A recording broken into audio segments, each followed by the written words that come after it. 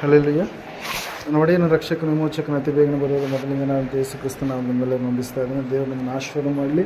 ಈ ಸಮಯದಲ್ಲಿ ನಮ್ಮ ಬಲಗೈನ ಮೇಲೆ ಕೆತ್ತೋಣ. ಈ ವಾಕ್ಯವನ್ನು ಅರಿಕೆ ಮಾಡೋಣ.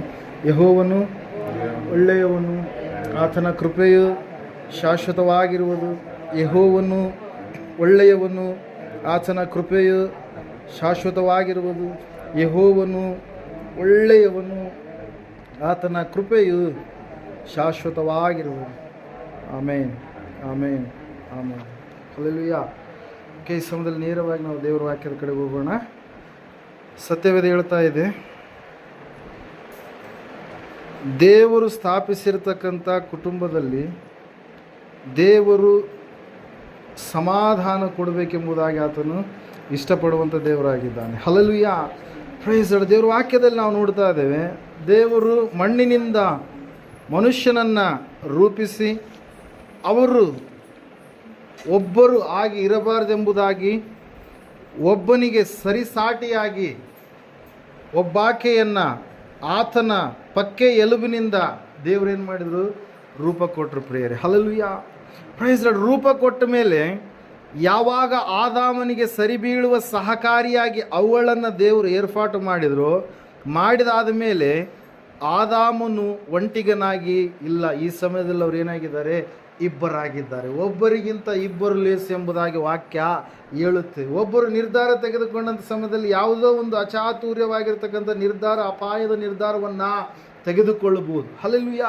ಆದರೆ ವಾಕ್ಯದಲ್ಲಿ ನಾವು ನೋಡ್ತಾ ಇದ್ದೇವೆ, ಒಬ್ಬರಿಗಿಂತ ಇಬ್ಬರು ಲೇಸು, ಇಬ್ಬರು ಮಾತಾಡಿಕೊಳ್ಳಲಾರದೆ ಒಂದೇ ಒಂದು ದಾರಿಯಲ್ಲಿ ಅವರು ನಡೆಯೋದಕ್ಕೆ ಸಾಧ್ಯ ಇಲ್ಲ ಎಂಬುದಾಗಿ. ಹಲ್ಲೆಲೂಯಾ.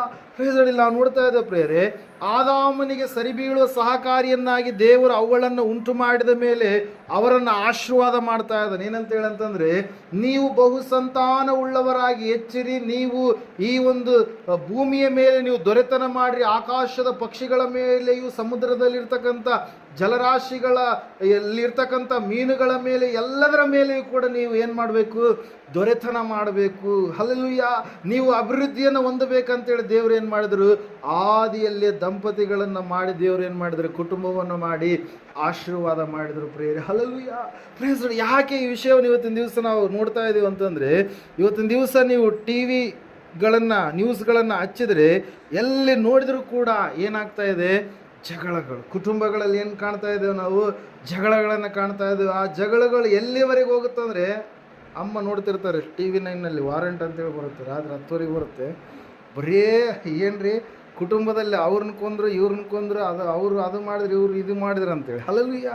ಬರೇ ಜಗಳಗಳು, ಕೋಪಗಳು, ಹೊಲದ ಸಲುವಾಗಿ, ಅಕ್ರಮ ಸಂಬಂಧಗಳ ಸಲುವಾಗಿ, ಹಣದ ಸಲುವಾಗಿ ಮತ್ತು ಬಂಗಾರದ ಸಲುವಾಗಿ, ಯಾವುದೋ ಒಂದು ದುರುದ್ದೇಶಕ್ಕೋಸ್ಕರವಾಗಿ ಕುಟುಂಬಗಳು ಏನಾಗ್ತಾ ಇದೆ? ಇವತ್ತಿನ ದಿವಸ ನಾಶವಾಗಿ ಹೋಗ್ತಾ ಇದೆ. ಆದರೆ ದೇವ್ರ ವಾಕ್ಯ ಹೇಳ್ತಾ ಇದೆ, ಸತ್ಯವೇದ ಹೇಳ್ತಾ ಇದೆ, ನಿಮಗೆ ಸಮಾಧಾನವಾಗಬೇಕಂತೇಳಿ ದೇವರು ನಿಮ್ಮನ್ನು ಜೋಡಿ ಮಾಡಿದ್ದಾನೆ ಹೊರತಾಗಿ ನೀವು ಅಸಮಾಧಾನದಲ್ಲಿ ಇರಬಾರ್ದಂತೇಳಿ ಅಲ್ಲ. ಹಲ್ಲೆಲೂಯಾ. ಅಸಮಾಧಾನವನ್ನು ನೀವು ಆಯ್ಕೆ ಮಾಡಿಕೊಳ್ತಾ ಇದ್ದೀರಿ ಅಂತಂದರೆ ಅಲ್ಲಿ ಯಾವುದೋ ಒಂದು ರೀತಿಯಲ್ಲಿ ಸೈತಾನನ ಪ್ರಚೋದನೆ ಎನ್ನುವಂಥದ್ದು ಇದ್ದೇ ಇರುತ್ತೆ. ಪ್ರಿಯರೇ, ದೇವ್ರ ವಾಕ್ಯದಲ್ಲಿ ನಾವು ನೋಡ್ತಾ ಇದ್ದೇವೆ.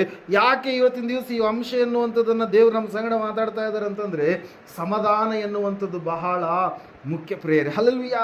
ಸಮಾಧಾನ ಇರಲಾರ್ದ ಮನುಷ್ಯ ನೋಡ್ರಿ ಹೆಂಗಿರ್ತಾನೆ? ಚಂಚಲ ಸ್ವಭಾವವುಳ್ಳವನಾಗಿರ್ತಾನೆ. ಯಾವ ಒಂದು ನಿರ್ಧಾರವನ್ನು ತೆಗೆದುಕೊಳ್ಳಾರ್ದಾಗೆ, ಯಾವ ಒಂದು ಕೆಲಸವನ್ನು ಪರಿಪೂರ್ಣವಾಗಿ ಮಾಡಲಾರ್ದಾಗೆ, ಯಾವ ವಿಷಯದಲ್ಲಿಯೂ ಕೂಡ ಸರಿಯಾದ ರೀತಿಯಲ್ಲಿ ನಡೆದುಕೊಳ್ಳಲಾರ್ದ ಹಾಗೆ ಜೀವಿಸ್ತಾ ಇರ್ತಾನೆ. ಪ್ರೇರ, ಆದರೆ ದೇವರು ಹೇಳ್ತಾ ಇದ್ದಾನೆ, ದೇವರು ನಮ್ಮನ್ನು ಕರೆದಿದ್ದಾನೆ ಏನಂತೇಳಿ, ನಿಮಗೆ ಸಮಾಧಾನವಾಗಲಿ, ನಿಮಗೆ ಸಮಾಧಾನವಾಗಲಿ. ವೈಯಕ್ತಿಕವಾಗಿ ಸಮಾಧಾನ, ಕುಟುಂಬದಲ್ಲಿ ಸಮಾಧಾನ, ಸಹೋದರರ ಮಧ್ಯದಲ್ಲಿ ಸಮಾಧಾನ, ಪ್ರತಿಯೊಬ್ಬ ಬಂಧುಗಳಲ್ಲಿ ಸಮಾಧಾನ, ಮಿತ್ರರಲ್ಲಿ ಸಮಾಧಾನ, ಪ್ರತಿಯೊಬ್ಬರಲ್ಲಿ ನೀವು ಹೆಂಗಿರ್ಬೇಕಂತೆ? ಸಮಾಧಾನದಿಂದ ಜೀವಿಸುವಂಥವ್ರು ಆಗಬೇಕು. ಪ್ರಿಯರೇ, ದೇವ್ರ ವಾಕ್ಯದಲ್ಲಿ ನಾವು ನೋಡ್ತಾ ಇದ್ದೇವೆ, ಸತ್ಯವೇದ ಹೇಳ್ತಾ ಇದೆ, ನಿಮಗೆ ಸಮಾಧಾನವಾಗಲಿ ಎಂಬುದಾಗಿ. ಹಲ್ಲೆಲೂಯಾ. Praise Lord. ನಾವು ನೋಡ್ತಾ ಇದ್ದೇವೆ, ಒಳ್ಳೆ ರೀತಿಯಲ್ಲಿ ಆದಾಮ ಅವ್ವ ಜೀವಿಸ್ತಾ ಇರಬೇಕಾದ್ರೆ, ಒಳ್ಳೆ ರೀತಿಯಲ್ಲಿ ಅವರ ಜೀವನವನ್ನು ಸಾಗಿಸ್ತಾ ಇರಬೇಕಾದ್ರೆ, ಆದರೆ ಅಲ್ಲಿ ಅವರ ಇಬ್ಬರ ಮಧ್ಯದಲ್ಲಿ ಒಬ್ಬ ವ್ಯಕ್ತಿ ಎಂಟ್ರಿ ಕೊಡ್ತಾ ಇದ್ದಾನೆ. ಪ್ರೇರ್, ಅವನು ಯಾರ್ರೀ? ಸೈತಾನನು. ದೇವರು ಮಾಡಿರ್ತಕ್ಕಂಥ ಯೋಜನೆಯನ್ನು ನಾಶಪಡಿಸಬೇಕೆನ್ನುವಂಥ ದುರುದ್ದೇಶವುಳ್ಳಂತಹ ವ್ಯಕ್ತಿ. ಪ್ರೇರೆ, ಹಲ್ಲೆಲೂಯಾ. ಅವನು ಯಾವಾಗ ಅವನ ಮಾತಿಗೆ ಅವರು ಒಡಂಬಟ್ರು, ಯಾವಾಗ ಅವನು ದುರುದ್ದೇಶವನ್ನು ಮಾಡಬೇಕಂತೇಳಿ ಕಲ್ಪಿಸಿ ಆ ದಂಪತಿಗಳ ಜಗಳಗಳ ಮಧ್ಯದಲ್ಲಿ ಬಿರುಕುಗಳನ್ನು, ಭಿನ್ನಾಭಿಪ್ರಾಯಗಳನ್ನು, ದೈವ ಚಿತ್ತಕ್ಕೆ ವಿರುದ್ಧವಾಗಿರ್ತಕ್ಕಂಥ ಕಾರ್ಯಗಳನ್ನು ಮಾಡುವುದಕ್ಕೆ ಅವರು ಸಮಯವನ್ನು ಕೊಟ್ಟರು. ಆ ಸಮಯದಲ್ಲಿ ಅವರ ಕುಟುಂಬದಲ್ಲಿ ಏನು ಬಂತಂದ್ರೆ ಜಗಳ ಬಂತು ಪ್ರೇರೆ. ಹಲ್ಲೆಲೂಯಾ. ಅವರು ದೈವ ಚಿತ್ತಕ್ಕೆ ವಿರುದ್ಧವಾಗಿ ನಡೆದ ಕಾರಣಕ್ಕಾಗಿ ದೇವರಿಗೂ ಮತ್ತು ಮನುಷ್ಯರಿಗಿರ್ತಕ್ಕಂಥ ಸಮಾಧಾನವನ್ನು ಅವ್ರು ಏನು ಮಾಡಿದರು?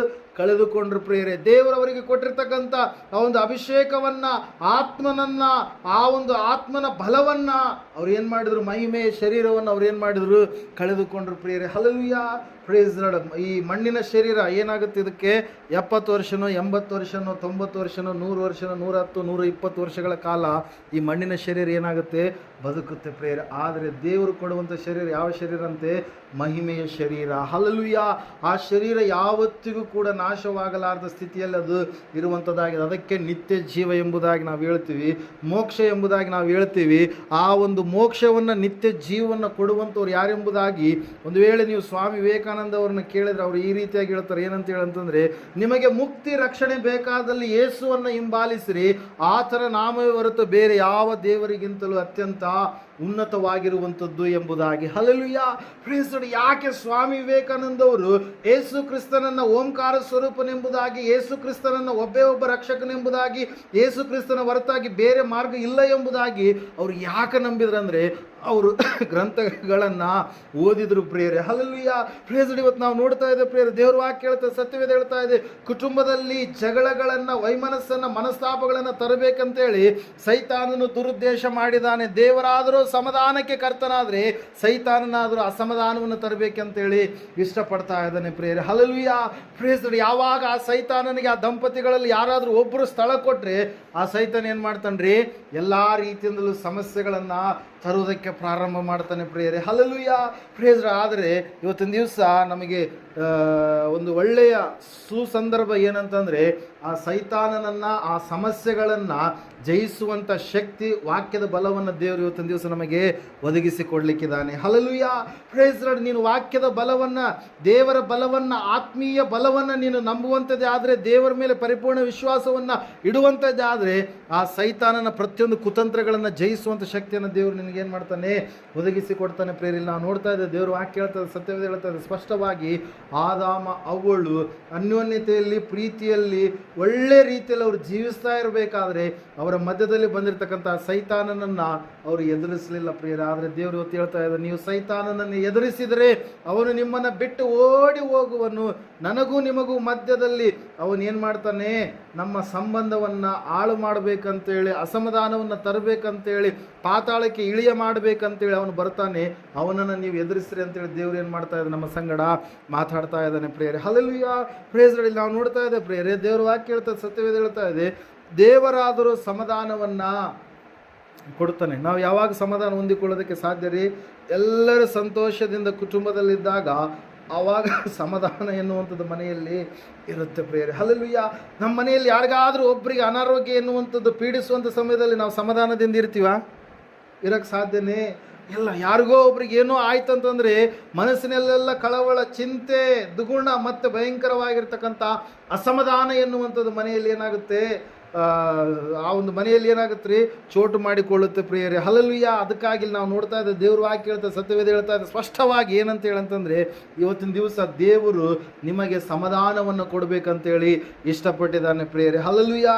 Praise Lord. ಈ ಸಮಯದಲ್ಲಿ ವಾಕ್ಯವನ್ನು ನಾವು ಓದೋಣ. ಮತ್ತಾಯನ ಬರೆದ ಸುವಾರ್ತೆ ಪರ್ವತ ಪ್ರಸಂಗದಲ್ಲಿ ಯೇಸು ಸ್ವಾಮಿ ಹೇಳಿದಂಥ ಒಂದು ಮಾತು,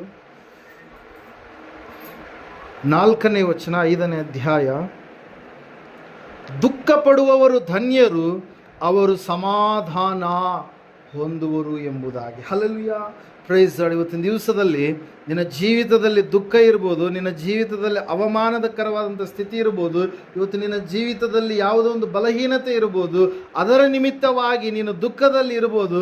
ಆದರೆ ವಾಕ್ಯ ಹೇಳ್ತಾ, ಸತ್ಯವೇದ ಹೇಳ್ತಾ ಇದೆ, ಕ್ರಿಸ್ತನ ನಿಮಿತ್ತವಾಗಿ ನಿನಗೆ ಒಂದು ವೇಳೆ ಯಾವುದಾದ್ರೂ ಒಂದು ವಿಷಯದಲ್ಲಿ ದುಃಖ ಎನ್ನುವಂಥದ್ದು ನಿನ್ನ ಮೇಲೆ ಆಳ್ವಿಕೆ ಮಾಡಿದಂಥ ಸಮಯದಲ್ಲಿ ದೇವರ ವಾಕ್ಯದಲ್ಲಿ ನಾವು ನೋಡ್ತಾ ಇದ್ದೇವೆ ಪ್ರಿಯರೇ, ಆ ದುಃಖ ನಿನ್ನ ಒಂದು ಒಳ್ಳೆಯದಕ್ಕಾಗಿ ಅದು ಬಂದಿರುವಂಥದ್ದು, ಮುಂದೆ ಒಂದು ದೊಡ್ಡದಾಗಿರ್ತಕ್ಕಂಥ ಆಶೀರ್ವಾದವನ್ನು ತರುವುದಕ್ಕೋಸ್ಕರವಾಗಿ ಅದು ಬಂದಿರುವಂಥದ್ದು ಪ್ರಿಯರೇ. ಹಲ್ಲೆಲೂಯಾ. Praise Lord. ಅನೇಕರು ದುಃಖಗಳಲ್ಲಿ 2 ರೀತಿಯಾಗಿದ್ದಾವೆ ಪ್ರಿಯರೇ. ಹಲ್ಲೆಲೂಯಾ. ದೇವರನ್ನ ನಂಬಿದ ಮೇಲೆ ದೇವರು ನಮ್ಮನ್ನು ಪರೀಕ್ಷಿಸುವುದಕ್ಕೋಸ್ಕರವಾಗಿ ಮಾಡಿರ್ತಕ್ಕಂಥದ್ದು ಬೇರೆ, ಕೆಲವೊಂದು ಸಂದರ್ಭದಲ್ಲಿ ನಮಗೆ ನಾವೇ ಮಾಡಿಕೊಂಡಿರುವಂಥದ್ದು ಬೇರೆ ಪ್ರೇರೆ. ಹಲ್ಲೆಲೂಯಾ. ಪ್ರೇರೆ, ಒಬ್ಬ ಮನುಷ್ಯನು ತಾನು ಸಹಜವಾಗಿ ತಪ್ಪು ಮಾಡಿದಂಥ ಸಮಯದಲ್ಲಿ ಅವನಿಗೆ ಅನಿಸ್ತಾ ಇರುತ್ತೆ, ನನ್ನ ತಪ್ಪನ್ನು ಯಾರು ನೋಡಿಲ್ಲ, ನನ್ನ ತಪ್ಪು ಬಯಲಿಗೆ ಬರೋದಿಲ್ಲ, ನನ್ನನ್ನು ಯಾರು ಖಂಡಿಸೋದಿಲ್ಲ, ನನ್ನನ್ನು ಯಾರು ನೋಡೋದಿಲ್ಲ ಅಂತೇಳಿ. ಆದರೆ 24/7 365 ಡೇಸ್ ದೇವರು ಯಾವಾಗಲೂ ಕೂಡ ಮನುಷ್ಯರೆಲ್ಲರನ್ನು ನೋಡ್ತಾ ಇರ್ತಾನೆ. ಮನುಷ್ಯರ ಪ್ರತಿಯೊಬ್ಬರ ಬಯೋಡೇಟಾ ಎಲ್ಲವೂ ಕೂಡ ಏನಾಗ್ತಾ ಇರುತ್ತೆ, ರೆಕಾರ್ಡೆಡ್ ಆಗ್ತಾ ಇರುತ್ತೆ ಪ್ರೇರೆ. ಹಲ್ಲೆಲೂಯಾ. ಪ್ರೇಸ್ ಇಲ್ಲಿ ನಾವು ನೋಡ್ತಾ ಇದ್ದೇವೆ, ದೇವ್ರ ವಾಕ್ಯ ಹೇಳ್ತದೆ, ಸತ್ಯವೇದ ಹೇಳ್ತಾ ಇದೆ, ಮನುಷ್ಯನು ತಪ್ಪು ಮಾಡಿದಂಥ ಸಮಯದಲ್ಲಿ ಆ ತಪ್ಪಿಗೆ ದೇವರು ಖಂಡಿತವಾಗಿ ಏನು ಮಾಡ್ತಾನೆ, ಶಿಕ್ಷೆಯನ್ನು ಕೊಡ್ತಾನೆ. ತನ್ನ ಜೀವಿತದ ಅವಧಿಯಲ್ಲಿ ಯಾವುದೋ ಒಂದು ರೀತಿಯಲ್ಲಿ ಶಿಕ್ಷೆಯನ್ನು ಕೊಡ್ತಾನೆ ಪ್ರೇರ. ಆ ರೀತಿಯಾಗಿರ್ತಕ್ಕಂಥ ದುಃಖದ ಕುರಿತಾಗೆಲ್ಲ ಇಲ್ಲಿ ಹೇಳ್ತಾ ಇರೋದು, ದೇವರ ಚಿತ್ತಾನುಸಾರವಾಗಿ ಒಂದು ವೇಳೆ ನಿಮಗೆ ದುಃಖವಾದರೆ ಅದು ನಿಮಗೇನು ಮಾಡುತ್ತೆ, ಮುಂದೆ ಸಮಾಧಾನವನ್ನು ತರುವಂಥದ್ದಾಗಿದೆ. ಹಲ್ಲೆಲೂಯಾ. ಯೇಸು ಸ್ವಾಮಿ ಹೇಳಿದ್ರು, ಪುನರುತ್ಥಾನಾಗಿ ಆತನ ಎದ್ದು ಬಂದ ಮೇಲೆ ಆ ಶಿಷ್ಯರ ಮಧ್ಯದಲ್ಲಿದ್ದು, ನಿಮಗೆ ಸಮಾಧಾನವಾಗಲಿ. ಹಲ್ಲೆಲೂಯಾ. ನಿಮಗೆ ನಾನು ಸಮಾಧಾನವನ್ನು ಕೊಡುತ್ತೇನೆ, ನಿಮಗೆ ಮನಃಶಾಂತಿಯನ್ನು ಕೊಡುತ್ತೇನೆ. ಎಲ್ಲ ಈ ಕಷ್ಟಪಡುವವರೇ, ಹೊರೆ ಹೊತ್ತವರೇ, ನೀವೆಲ್ಲರೂ ನನ್ನ ಬಳಿಗೆ ಬನ್ನಿರಿ, ನಾನು ನಿಮಗೆ ವಿಶ್ರಾಂತಿಯನ್ನು ಕೊಡುತ್ತೇನೆ ಎಂಬುದಾಗಿ ದೇವರು ನಮ್ಮನ್ನು ಏನು ಮಾಡ್ತಾ ಇದ್ದಾನೆ, ಕರಿತಾ ಇದ್ದಾನೆ. ನಮ್ಮಲ್ಲಿ ಯಾವುದೋ ಒಂದು ರೀತಿಯಾಗಿರ್ತಕ್ಕಂಥ ಭಾರ ಇದೆ, ಕಷ್ಟ ಇದೆ, ವೇದನೆ ಇದೆ, ದುಃಖ ಇದೆ.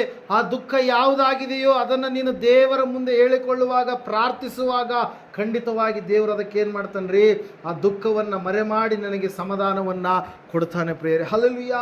ಪ್ರೇಸ್ಗಳಲ್ಲಿ ನಾವು ನೋಡ್ತಾ ಇದ್ದೇವೆ, ದೇವ್ರ ವಾಕ್ಯ ಹೇಳ್ತಾ ಇದೆ ಪ್ರೇರೆ, ಇವತ್ತು ನಿನಗೆ ಸಮಾಧಾನ ಬೇಕಂತಂದರೆ ಸಮಾಧಾನದ ರಾಜನು ಯಾರೆಂಬುದಾಗಿ ಮೊದಲನೇದಾಗಿ ನೀನೇನು ಮಾಡ್ಬೇಕ್ರಿ, ತಿಳಿದುಕೊಳ್ಬೇಕು. ನಿನಗೆ ಸಮಾಧಾನ ಕೊಡುವಂಥ ದೇವರು ಯಾರೆಂಬುದಾಗಿ ತಿಳಿದುಕೊಳ್ಬೇಕು. ಯೇಸು ಸ್ವಾಮಿ ಈ ರೀತಿಯಾಗಿ ಆತನು ಆ ಒಂದು ಪರಲೋಕದಲ್ಲಿ ತನ್ನ ಸಿಂಹಾಸನವನ್ನು ಬಿಟ್ಟು ಮನುಷ್ಯನಾಗಿ ಈ ಲೋಕಕ್ಕೆ ಇಳಿದು ಬಂದಂಥ ಸಮಯದಲ್ಲಿ ಆತನು 30 ವರ್ಷಗಳ ಕಾಲ ಆತನು ತಂದೆ ತಾಯಿಗಳ ವಿಧೇಯನಾಗಿದ್ದು 31, 32, 33 ವರ್ಷಗಳ ಕಾಲ, ಅಂದರೆ 3.5 ವರ್ಷಗಳ ಕಾಲ ಆತನು ಆ ಒಂದು ಇಸ್ರಾಯೇಲ್ ದೇಶದಲ್ಲೆಲ್ಲ ನಡೆದಾಡಿ ಅನೇಕರಿಗೆ ಏನು ಮಾಡಿದ, ಸುವಾರ್ತೆಯನ್ನು ಸಾರಿದ ಪ್ರೇರೆ. ಹಲ್ಲೆಲೂಯಾ. ಅನೇಕ ಕುಟುಂಬಗಳು ದುಃಖದಲ್ಲಿದ್ದರು, ಅವಮಾನದಲ್ಲಿದ್ದರು, ರೋಗದಲ್ಲಿದ್ದರು, ಬಡತನದಲ್ಲಿದ್ದರು, ಬಂಜತನದಲ್ಲಿದ್ದರು, ಬಲಹೀನತೆಯಲ್ಲಿದ್ದರು, ಸತ್ತು ಹೋದಂಥ ಸ್ಥಿತಿಯಲ್ಲಿ ಇದ್ದರು ಪ್ರಿಯರೇ.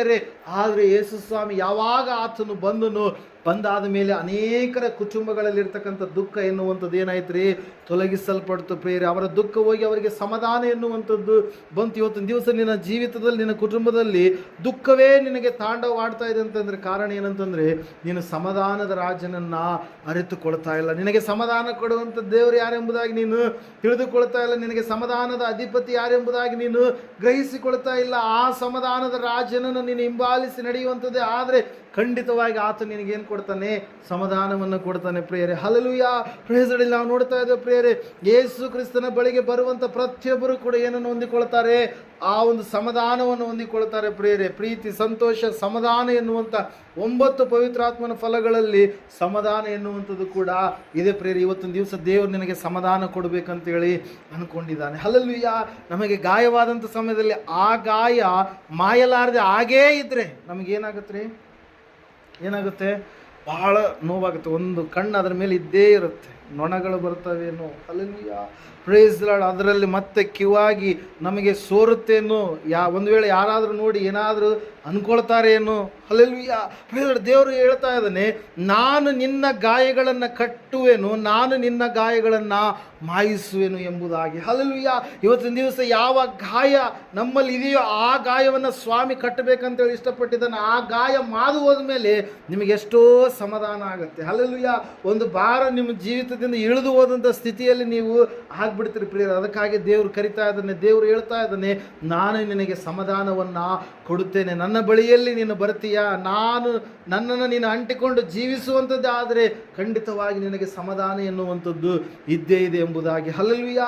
Praise Lord. ಒಂದು ಸಾರಿ ಏನಾಗುತ್ತಂದರೆ, ದಾವೀದನು ಆತನು ಕುಟುಂಬದಲ್ಲಿ ಇರುವಂಥ ಸಮಯದಲ್ಲಿ ಒಂದು ತಪ್ಪಾದ ಕಾರ್ಯವನ್ನು ಮಾಡಿದ ಕಾರಣಕ್ಕಾಗಿ ಅಲ್ಲಿಯವರೆಗೆ ದಾವೀದನ ಮನೆಯಲ್ಲಿ, ದಾವೀದನ ಮನೆತನದಲ್ಲಿ ಒಳ್ಳೆಯ ಸಮಾಧಾನ ಇರುವಂಥದ್ದು ಯಾವಾಗ ದಾವೀದನು ತಪ್ಪು ಮಾಡಿದನು, ಯಾವಾಗ ದಾವೀದನು ಪಾಪದ ಕೆಲಸ ಮಾಡಿದನು, ಆ ಪಾಪದ ಕೆಲಸ ಮಾಡಿದ ಕಾರಣಕ್ಕಾಗಿ ದಾವೀದನ ಮನೆಯಲ್ಲಿ ಸಮಾಧಾನ ಎನ್ನುವಂಥದ್ದು ಏನಾಯಿತು, ಹೊರಟೋಯ್ತು ಪ್ರಿಯರೇ. ದೇವರು ನಮ್ಮನ್ನು ಎಚ್ಚರಿಸ್ತಾ ಇದ್ದಾನೆ ಇವತ್ತಿನ ದಿವಸ. ಒಳ್ಳೇದು ಮಾಡ್ಬೇಕಂತೇಳಿ ನಿನಗೆ ಗೊತ್ತಿದ್ರೂ ಕೂಡ ನೀನು ತಪ್ಪುಗಳನ್ನೇ ಮಾಡ್ತಾ ಇದ್ರೆ, ಪಾಪದ ಕೆಲಸಗಳನ್ನೇ ಮಾಡ್ತಾ ಇದ್ರೆ, ಇನ್ನೊಬ್ಬರಿಗೆ ಮೋಸ ಮಾಡುವಂಥ ವ್ಯಕ್ತಿಯಾಗಿದ್ರೆ, ಇನ್ನೊಬ್ಬರನ್ನು ಕದ್ದುಕೊಳ್ಳುವಂಥ ವ್ಯಕ್ತಿಯಾಗಿದ್ರೆ, ಇನ್ನೊಬ್ಬರ ಸಂಗಡ ಜಗಳವಾಡುವಂಥ ವ್ಯಕ್ತಿಯಾಗಿದ್ರೆ, ಇನ್ನೊಬ್ಬರ ವಿಷಯವಾಗಿ ಚಾಡಿ ಹೇಳಿ ಅವರ ಕುಟುಂಬವನ್ನು ಒಡೆಯುವಂಥ ವ್ಯಕ್ತಿಯಾಗಿದ್ರೆ, ದೇವ್ರ ವಾಕ್ಯ ಹೇಳುತ್ತೆ ಅವರಿಗೆ ನೀನು ಏನೇನು ಮಾಡ್ತೀವಿ ಅವೆಲ್ಲವುಗಳನ್ನ ದೇವರು ಡಬಲ್ ಆಗಿ ನಿನಗೆ ಕಟ್ಟಿಕೊಟ್ಟು ನಿನಗೆ ಶಾಪವನ್ನು ಖಂಡಿತವಾಗಿ ತರ್ತಾನೆ ಪ್ರಿಯರೇ. ಅದಕ್ಕಾಗಿ ನಾವು ನೋಡ್ತಾ ಇದ್ದೇವೆ, ದೇವ್ರ ವಾಕ್ಯ ಹೇಳ್ತಾ ಇದೆ ಏನಂತ ಹೇಳಂತಂದರೆ, ಭಯಂಕರನಾದಂಥ ಜೀವ ಸ್ವರೂಪನಾದ ದೇವರ ಕೈಯಲ್ಲಿ ಸಿಕ್ಕಿ ಬೀಳುವಂಥದ್ದು ಎಷ್ಟೋ ಕಷ್ಟ ಎಂಬುದಾಗಿ. Hallelujah, praise the Lord. ದೇವರ ಭಯಂಕರ ಸ್ವರೂಪನ ಮನುಷ್ಯರು ಒಂದು ವೇಳೆ ಅದನ್ನು ಇದು ಮಾಡ್ಬೋದು, ಆದರೆ ದೇವರ ಕೈಯಲ್ಲಿ ಸಿಕ್ಕರೆ ದೇವರು ಖಂಡಿತವಾಗಿ ಶಿಕ್ಷೆಯನ್ನು ಕೊಡ್ತಾನೆ ಪ್ರಿಯರು. ಅದಕ್ಕಾಗಿ ದೇವ್ರ ವಾಕ್ಯ ಹೇಳ್ತಾರೆ, ಸತ್ಯವೇದ ಹೇಳ್ತಾ ಇದೆ ಇವತ್ತಿನ ದಿವಸ ಏನಂತ ಹೇಳಂತಂದರೆ, ಆತ ನಿಮಗೆ ಸಮಾಧಾನ ಕೊಡಬೇಕಂತ ಹೇಳ್ತಾ ಇದ್ದಾನೆ. ಹಲ್ಲೆಲೂಯಾ, ಅನ್ಕೊಂಡಿದ್ದಾನೆ ಖಂಡಿತವಾಗಿ ನಿಮಗೆ ಕೊಡ್ತಾನೆ. ಆದರೆ ನೀವೇನು ಮಾಡಬಾರ್ದು, ಅಸಮಾಧಾನದ ಕಾರ್ಯಗಳನ್ನು ಮಾಡಬಾರ್ದು, ಪಾಪದ ಕಾರ್ಯಗಳನ್ನು ಮಾಡಬಾರ್ದು. ಅಯ್ಯೋ ನಾನು ತಪ್ಪು ಮಾಡಬಾರ್ದಾಗಿತ್ತು ಅಂತೇಳಿ ಮನಸ್ಸಲ್ಲಿ ಅಂದುಕೊಂಡು ನೀನು ಪುನಃ ಪದೇ ಪದೇ ನೀನು ತಪ್ಪಾದ ಕಾರ್ಯಗಳನ್ನು ಮಾಡ್ತಾ ಇದೀಯ ಅಂತಂದರೆ ನೀನೇನಾಗಿದ್ದೀಯಾ, ಬಂಡತನಕ್ಕೆ ಬಿದ್ದೀಯ. ಪಾಪ ಎನ್ನುವಂಥದ್ದು ನಿನ್ನನ್ನು ಆಳ್ವಿಕೆ ಮಾಡ್ತಾ ಇದೆ. ಇನ್ನೊಬ್ಬರಿಗೆ ಕಷ್ಟ ಕೊಟ್ಟು, ಇನ್ನೊಬ್ಬರಿಗೆ ಮೋಸ ಮಾಡಿ, ಇನ್ನೊಬ್ಬರ ಜೀವಿತದಲ್ಲಿ ಭಯಂಕರವಾದ ರೀತಿಯಲ್ಲಿ ಸಮಸ್ಯೆಗಳನ್ನು ತಂದು ನೀನು ಸಂತೋಷವಾಗಿರ್ತೀರಿ ಅಂತೇಳಿ ನೀನು ನೆನೆಸ್ಕೊಂಡ್ರೆ ಆ ಸಂತೋಷ ಭಾಳ ದಿನ ಇರೋದಕ್ಕೆ ಸಾಧ್ಯ ಇಲ್ಲ. ಯಾರಿಗೆ ನೀನು ಮೋಸ ಮಾಡಿದ ಖಂಡಿತವಾಗಿ ಅದೇನಾಗುತ್ತೆ, ನಿನ್ನ ಮೇಲೆ ರಿವರ್ಸ್ ಆಗುತ್ತೆ. ಅದ್ರ ಸಲಗೆ ಹಳ್ಳಿಯಲ್ಲಿ ನಮ್ಮ ಭಾಷೆ ಇರ್ತೀವಿ, ಯಾರು ತೋಡಿದ ಗುಂಡೆಗ ಅವರು ಬಿದ್ದೇ ಬೀಳ್ತಾರೆ. ಅಲ್ಲಿ ಇನ್ನೊಬ್ರಿಗೆ ಯಾರಿಗಾದ್ರೂ ಏನಾದರೂ ಮಾಡೋಕ್ಕೆ ಹೋದರೆ ಯಾರು ಮಾಡಿದವ್ರು ಉಣ್ಲೇ ಬೇಕು, ಬೇರೆಯವ್ರು ಬಂದು ಉಣಕ್ಕೆ ಸಾಧ್ಯ ಇಲ್ಲ. ಹೌದಿಲ್ಲ ರಮಣ್ಣರೇ? ಹಲ್ಲೆಲೂಯಾ.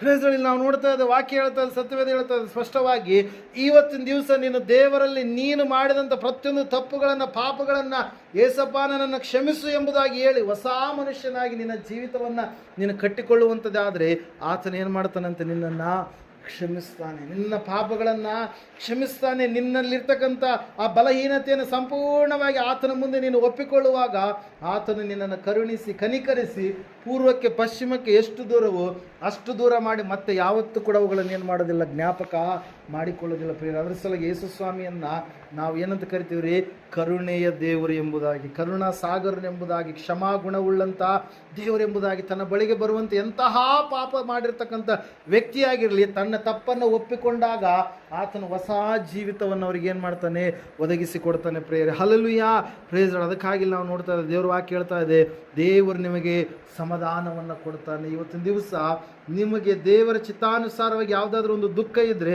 ಅದು ನಿಮಗೆ ಖಂಡಿತವಾಗಿ ಏನು ಮಾಡುತ್ತೆ, ಮುಂದೊಂದು ದಿವಸ ಮೇಲನ್ನು ತರುವಂಥದ್ದು ಆಗಿರುತ್ತೆ ಪ್ರೇಯರ್. ಅನೇಕರ ಜೀವಿತದಲ್ಲಿ ರೋಗ ಎನ್ನುವಂಥದ್ದು ದುಃಖಕ್ಕೆ ಕಾರಣವಾಗಿತ್ತು. ಯೇಸು ಕ್ರಿಸ್ತನ ಆ ರೋಗವನ್ನು ತೆಗೆದುಹಾಕಿದ ಮೇಲೆ ಅವರ ಜೀವಿತದಲ್ಲಿ ಸಮಾಧಾನ ಬಂತು. ಕೆಲವರ ಜೀವಿತದಲ್ಲಿ ಅವರು ಮಾಡಿರ್ತಕ್ಕಂಥ ದೆವ್ವದ ಒಂದು ಶಾಪದ ಕಾಟಗಳು, ದುರಾತ್ಮನ ಆಳ್ವಿಕೆಗಳು ಅವರಿಗೆ ದುಃಖಕ್ಕೆ ಕಾರಣವಾಗಿತ್ತು. ಆ ಸಮಯದಲ್ಲಿ ಯೇಸು ಸ್ವಾಮಿ ಆ ದೆವ್ವಗಳನ್ನು ಓಡಿಸಿದಾಗ ಆ ಕುಟುಂಬದಲ್ಲಿ, ಆ ಮನೆಗಳಲ್ಲಿ ಏನುಂಟಾಯಿತು, ಸಮಾಧಾನ ಉಂಟಾಯಿತು.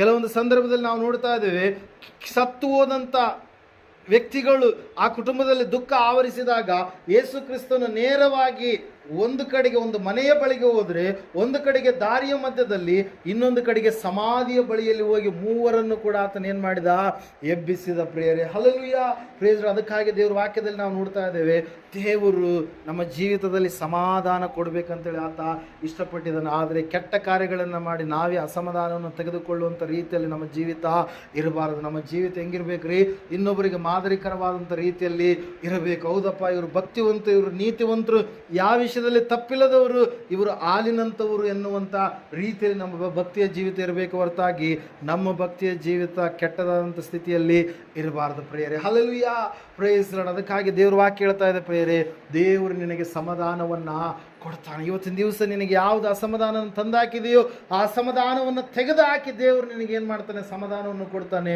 ಇವತ್ತು ನೀನು ನಂಬೋದಾದರೆ ಆ ಸಮಾಧಾನದ ಅಧಿಪತಿಯಾಗಿರ್ತಕ್ಕಂಥ ಯೇಸು ಸ್ವಾಮಿ, ಪ್ರಿನ್ಸ್ ಆಫ್ ಪೀಸ್, ಹಲ್ಲೆಲೂಯಾ, ಆತನು ಸಮಾಧಾನದ ಅರಸನು ಎಂಬುದಾಗಿ ನಾವು ನೋಡ್ತಾ ಇದ್ದೇವೆ.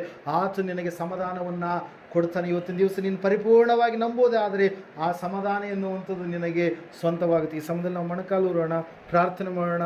ಒಂದು ವೇಳೆ ಇವತ್ತಿನ ದಿವಸ ನಿನ್ನ ಜೀವಿತದಲ್ಲಿ ಯಾವುದೋ ಒಂದು ಕಾರ್ಯಗಳ ನಿಮಿತ್ತವಾಗಿ ನೀನು ದುಃಖದಲ್ಲಿದೆಯೇನು, ಒಂದು ವೇಳೆ ನಿನ್ನ ಯಜಮಾನ ನಿನ್ನನ್ನು ಸೇರ್ತಾ ಇಲ್ವೇನು, ನಿನ್ನ ಹೆಂಡತಿ ನಿನ್ನನ್ನು ಸೇರ್ತಾ ಇಲ್ವೇನು, ನಿನ್ನ ಮಕ್ಕಳು ನಿನ್ನನ್ನು ಸೇರ್ತಾ ಇಲ್ವೇನು, ಒಂದು ವೇಳೆ ಹೊಲಗಳ ಸಮಸ್ಯೆಯ ನಿಮಿತ್ತವಾಗಿ, ಸಾಲದ ನಿಮಿತ್ತವಾಗಿ, ಮಾಟಮಂತ್ರ ದುರಾತ್ಮ ಶಕ್ತಿಯ ನಿಮಿತ್ತವಾಗಿ, ಯಾವುದೋ ಒಂದರ ನಿಮಿತ್ತವಾಗಿ ದುಃಖದಲ್ಲಿ ನೀನು ಇದ್ದೀಯೇನೋ ಸಹೋದರ ಸಹೋದರಿಯೇ, ಸೈತಾನ ನಿಮ್ಮ ಇಬ್ಬರ ಮಧ್ಯದಲ್ಲಿ, ನಿಮ್ಮ ಕುಟುಂಬಗಳ ಮಧ್ಯದಲ್ಲಿ, ನಿಮ್ಮ ಅಕ್ಕಪಕ್ಕದವರ ಮಧ್ಯದಲ್ಲಿ, ನೆರೆಹೊರೆಯವರ ಮಧ್ಯದಲ್ಲಿ ಜಗಳವನ್ನು ತಂದಾಕ್ತಾ ಇದ್ದಾನೇನು, ಯಾವುದೋ ಒಂದು ರೀತಿಯಲ್ಲಿ ದುಃಖ ಎನ್ನುವಂಥದ್ದರಲ್ಲಿ ನೀವು ಆಳ್ವಿಕೆ ಮಾಡ್ತಾ ಇದ್ದೀರೇನು. ದೇವರು ವಾಕ್ಯ ಹೇಳ್ತಾ ಇದೆ, ಇವತ್ತು ನಿನ್ನ ಜೀವಿತವನ್ನು ನನಗೆ ಒಪ್ಪಿಸಿಕೊಡುವಂಥದ್ದೇ ಆದರೆ ನಾನು ನಿನಗೆ ಸಮಾಧಾನವನ್ನು ಕೊಡುತ್ತೇನೆ ಎಂಬುದಾಗಿ. Hallelujah, praise Lord. ದೇವರ ವಾಕ್ಯದಲ್ಲಿ ನಾವು ನೋಡ್ತಾ ಇದ್ದೇವೆ ಪ್ರಿಯರೇ, ದೇವರು ನಿಮಗೆ ಸಮಾಧಾನವನ್ನು ಕೊಡುತ್ತಾನೆ. ಲೋಕದಲ್ಲಿ ಸಂಕಟ ಉಂಟು, ಧೈರ್ಯವಾಗಿರಿ, ನಾನು ಲೋಕವನ್ನು ಜಯಿಸಿದ್ದೇನೆ ಎಂಬುದಾಗಿ. ಲೋಕವನ್ನು ಜಯಿಸಿದಂಥ ಯೇಸು ಸ್ವಾಮಿ, ಅರಿಷಡ್ವರ್ಗಗಳನ್ನು ಜಯಿಸಿದಂಥ ಯೇಸು ಸ್ವಾಮಿ, ಕಾಮ ಕ್ರೋಧ ಲೋಭ ಮೋಹ ಮದ ಮತ್ಸರಗಳನ್ನು ಜಯಿಸಿದಂಥವ್ರು ಈ ಲೋಕದಲ್ಲಿ ಯಾರಾದರೂ ಇದ್ದಾರೆಯೇ? ಮರಣವನ್ನು ಗೆದ್ದು ಬಂದಂಥವ್ರು ಈ ಲೋಕದಲ್ಲಿ ಯಾರಾದರೂ ಇದ್ದಾರೆಯೇ?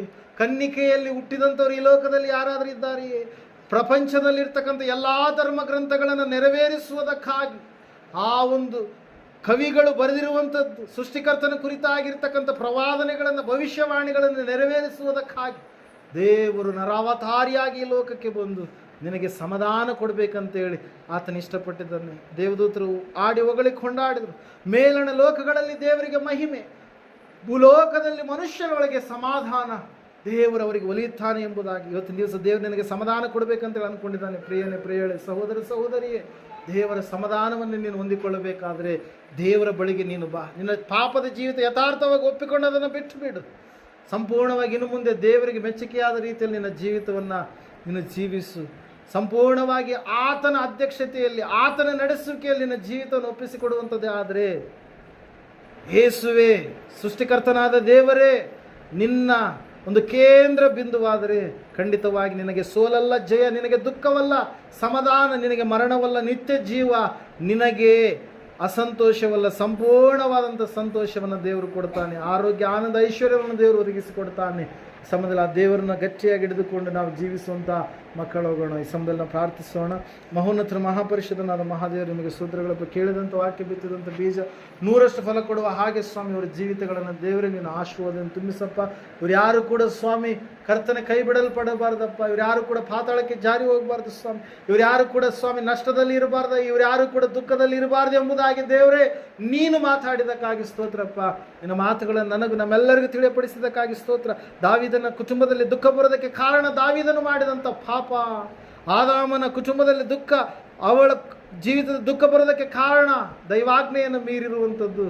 ದೇವ, ನಾವು ನಿನ್ನ ಆಜ್ಞೆಯನ್ನು ಮೀರಲಾರದಾಗಿ ಸಮಾಧಾನದಿಂದ ಜೀವಿಸುವಂತೆ ಯೆಹೋಶುವನು ಹೇಳಿದ ಹಾಗೆ ನಾನು ನನ್ನ ಮನೆಯವರು ಯೆಹೋವನನ್ನೇ ಸೇವಿಸು ಎಂಬುದಾಗಿ ಆ ಒಂದು ರೀತಿಯಲ್ಲಿ ಸಮಾಧಾನದ ಕುಟುಂಬವಾಗಿ, ನಿರೀಕ್ಷೆಯ ಕುಟುಂಬವಾಗಿ, ನಂಬಿದ ಕುಟುಂಬವಾಗಿ, ನಿನಗೆ ಸಂಪೂರ್ಣವಾಗಿ ವಿಧೇಯತೆಯನ್ನು, ವಿನಮ್ರತೆಯನ್ನು ತೋರಿಸುವಂಥ ಕುಟುಂಬಗಳಾಗಿ ನಮ್ಮೆಲ್ಲರ ಕುಟುಂಬಗಳನ್ನು ನಿನ್ನ ಆಶೀರ್ವಾದ ಮಾಡಿ ನಡೆಸುತ್ತಾ ಬರಬೇಕೆಂಬುದಾಗಿ ಯೇಸು ಕ್ರಿಸ್ತನ ನಾಮದಲ್ಲಿ ಪ್ರಾರ್ಥಿಸಿ ಬೇಡರ್ಪಿಸಿ ಹೊಂದಿದ್ದೇವೆ ಪರಮ ತಂದೆ.